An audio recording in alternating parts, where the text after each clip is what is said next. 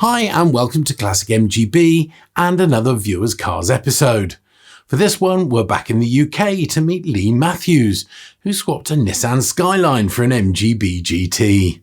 Now, some might say this is a strange swap, but Lee couldn't be happier, so let's dive right in.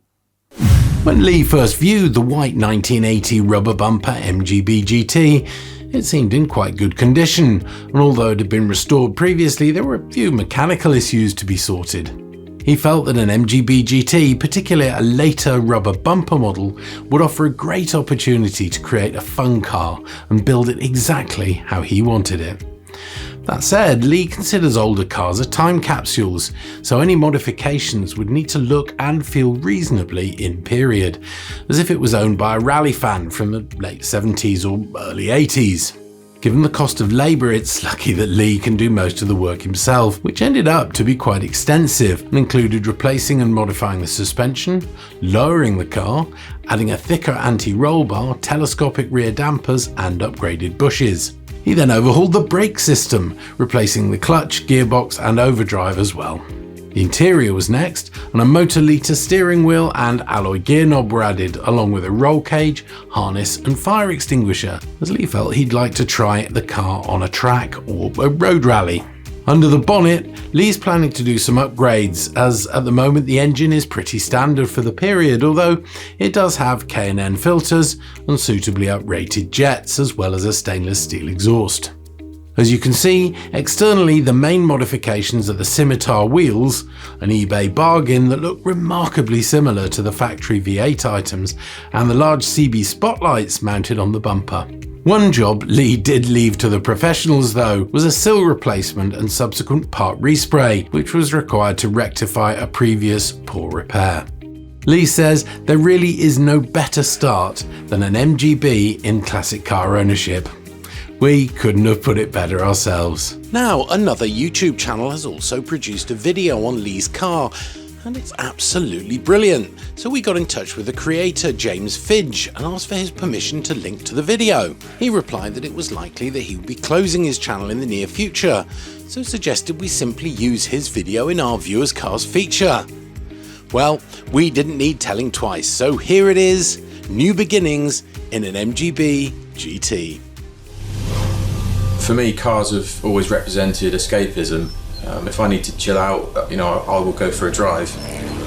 Cars are a universal language to me. I feel that it's something that if you're an older person or a younger person and you're into the same thing, you can have a conversation about it. You don't even have to be from the same language, you can still find something you both like. I found that a lot over the years. Although I've pretty much owned nothing but Japanese cars for the last 20 years, I basically like anything interesting with wheels. My name's Lee Mathews, I drive a 1979 MGB-GT.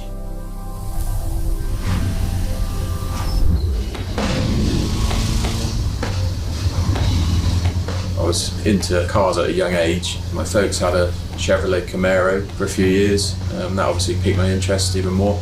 Once I got to the age I could drive, it was the early max power era, I guess, and modified cars were becoming a lot more popular. That was back when you could buy fun stuff from the Auto Trader for under £1,000. Through that, I got into Japanese cars in a big way and modifying them. That led me to my current daily driver, which is a Nissan Skyline R32. I've owned the car for about 12 years now. I don't think people really get why I went from an R32 to an MGB. They're so different, but that's kind of the point. They don't really have a lot of things in common other than the fact that they're both rear-wheel drive and they're both not particularly great on fuel. Also, in the UK, we've got a great heritage of cars and motorsport, and I wanted to kind of embrace that a little bit more and get into that kind of classic scene. When this car was new, it would have probably seemed quite dated to a lot of people. The design hadn't changed much since the 60s, which oddly now is a selling point because you're driving something that was effectively made in the late 70s, which feels a lot older. The rubber bumper model, which is the later evolution of the chrome bumper car, they spent a number of years being less popular and still a bit under the radar in terms of enthusiasts, but to me I saw that as a lot of untapped potential. We found this one, it was mechanically quite tired, it needed a clutch and a few other things doing, but the bodywork most importantly was in great condition, which is a bit of a bonus for these because they rust really badly. Initially my plans was to lose the impact bumpers, which many people do, and perhaps replicate the earlier car. The rubber bumpers grew on me pretty quickly, and I've decided to stick with that kind of whole 70s aesthetic. It's very much of its time. We went with that and sort of built on it from there.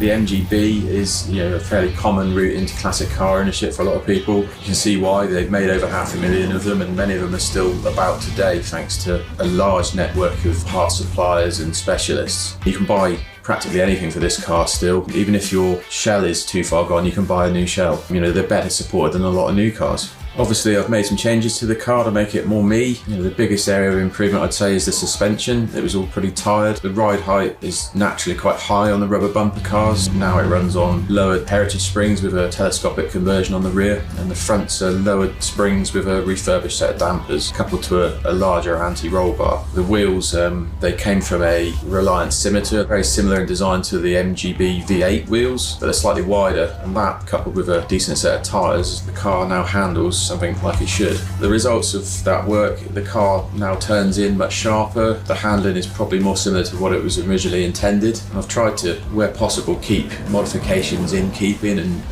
sort of period correct. I do like to push things to the point where they stand out.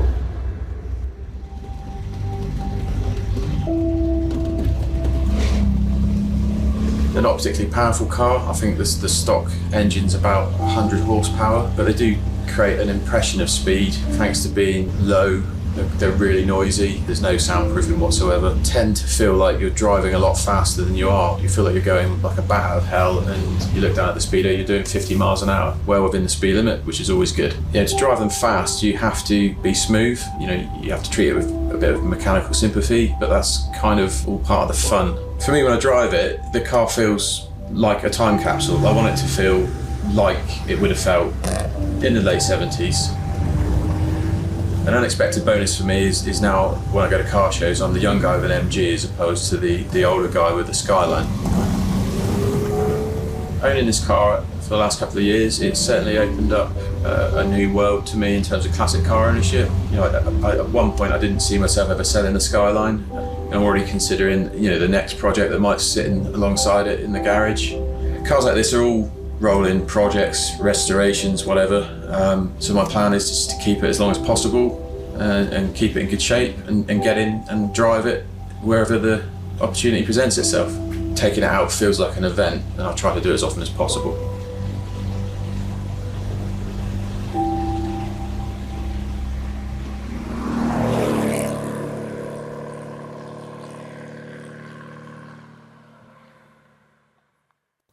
So that's it. If you'd like your car featured in a future Viewers Cars episode, drop us an email at hello@classicmgb.com telling us all about the car and adding a few pictures. If you've got some video, then so much the better. Finally, if you enjoyed this video, it'd be great if you'd like and share it. And if you want to know when we upload new content, feel free to subscribe and click the bell for notifications. As always, thanks for watching and take care.